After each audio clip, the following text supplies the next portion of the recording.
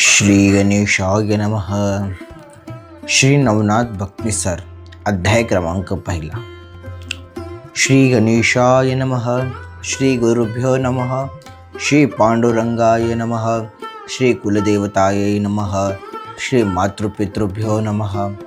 ओम नमो जे हेरंबमूर्ती वक्रतुंडा गणाधिपती विद्यार्णवा कला संपत्ती भक्त संकट वारी गजानना सदैव धवळा श्वेतपद्मा कला विभूषित संपन्नधामा तुझा वंदितो पादपद्मा ग्रंथाक्षरा पूलवी.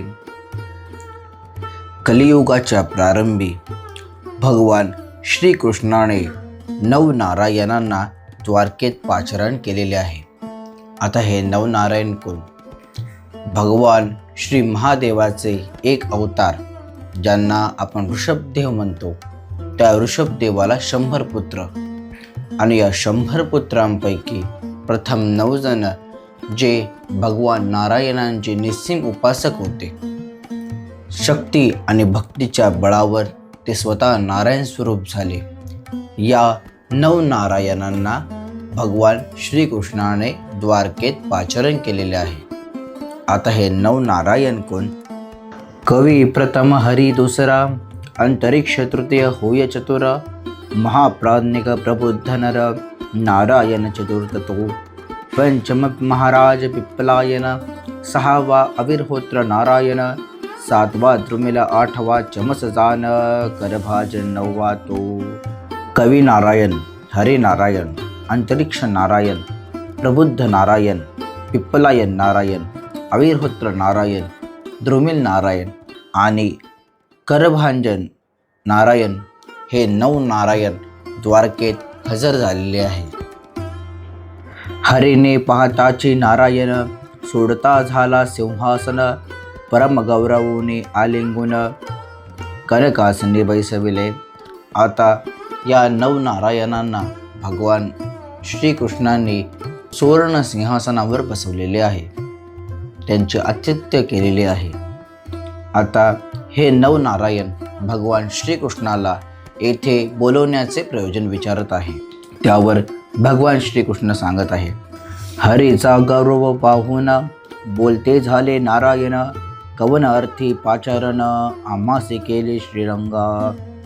हरी म्हणे जो महाराजा की मनी काम वेधल्या माझ्या कलित अवतार घेणे ओजा तुम्ही आम्ही चलावे. हे 9 नारायण कलियुगात भक्ती महात्म्य वाढवण्यासाठी आपण सर्वांनी अवतार घ्यावा अशी कामना माझ्या मनात आहे.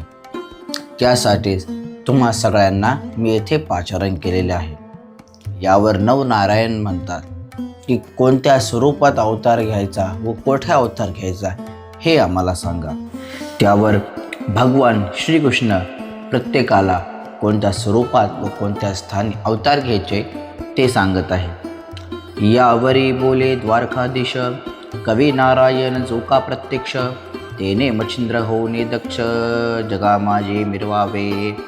यावरी हरी जो महादक्ष तव तव शिष्य होणे प्रत्यक्ष महाराज नामे तो गोरक्ष जगा माझे मिरविजे. यावरी अंतरिक्ष नारायण तो जालंधर मिरविजे प्रकाम तयाचा शिष्य भक्ती द्रुम प्रबुद्ध नामे कानिफा. यावरी पंचम विप्पलायन प्रकाम मिरविजय जगे चरपट नाम अविर्होत्र जो योगद्रुम मिरविजय जगे नाम नागेश. यावरी द्रुमिल अतिसमर्थ जगे मिरविजय भरतरनाथ आणि चमस नारायण जगे विख्यात रेवन नामे मिरविजय. 9वा जो करभाजन तो गहिनी ऐशे मिरविजय नाम ऐसे अवतार महे कारण दीक्षे प्रते मिरवावे. म्हणाल एकटे पनी वास करणे सांगता आम्ही कैस तरी तुम्हा सवे अवतारास भूत येतील महाराजा. प्रत्यक्ष कवी वाल्मिक सुरस तुळ पुढे होईल तुलसीदास आणि शुक महाराज जो ब्रह्मभास कबीर भक्त होईल तो. यावरी जो व्यासमुनी तो जयदेव होईल महाप्राज्ञी आणि उद्धव माझ्या प्राणा होणे आवडता होईल नामा तो. आणि भक्त प्रौढे जांबुवंत तो नरहरी होईल नितांत प्रत्यक्ष जो बलराम भ्रात पुंडलिक होईल तो.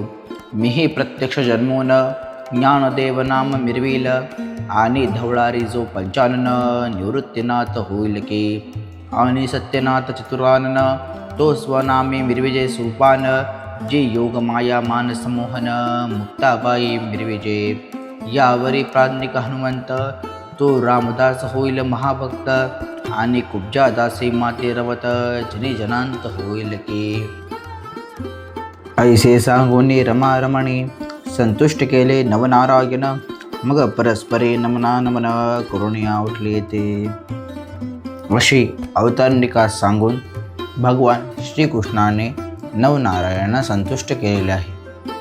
आता भगवान श्रीकृष्ण आणि नवनारायण हे मंदराचळावर जाऊन पोहोचले आहे. या मंदराचळ पर्वतावर मेरू पठार नावाचे स्थान आहे. त्या स्थानावर या नवनारायणांच्या समाधी आहेत आणि 10वी समाधी ही भगवान श्रीकृष्णाची समाधी आहे. त्या ठिकाणाहून ते नवनारायण स्थूल शरीराने बाहेर पडलेले आहे. अशा प्रकारे भगवान श्रीकृष्णाने नवनारायणांना त्यांची अवतारणिका सांगितली आहे. आता पुढील भागात आपण जाणून घेणार आहोत की मच्छिंद्रनाथ महाराज यांचा अवतार कसा झाला व त्यांचा सांभाळ कोणी केला. जर हा भाग आवडला तर नक्कीच लाईक करा, कमेंट करा व चॅनलला सबस्क्राईब करायला विसरू नका. अवधूत चिंतन श्री गुरुदेव दत्त.